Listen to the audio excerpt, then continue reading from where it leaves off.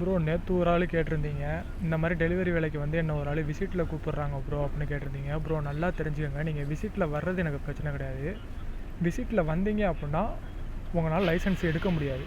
நல்லா புரிஞ்சுக்கோங்க, விசிட் விசாவை வச்சு உங்களால் லைசன்ஸ் எடுக்க முடியாது. நான் சொல்கிறதுல நம்பிக்கை இல்லைன்னா நீங்கள் யார்கிட்ட வேணால் கேட்டு தெரிஞ்சுக்கோங்க.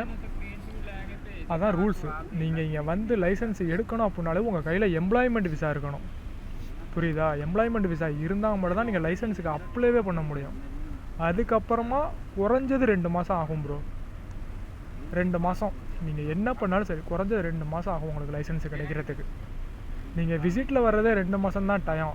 அங்கே வந்ததுக்கப்புறம் எம்ப்ளாய்மெண்ட்டாக மாற்றுவேன் அப்படின்னு எனக்கு தெரிஞ்சது, எம்ப்ளாய்மெண்ட்டாக மாற்றுவேன்னு சொல்லுவாங்க. ஆனால் வாய்ப்பே இல்லை ப்ரோ. காசை பிடிங்கிட்டு அனுப்பி விட்ருவாங்க.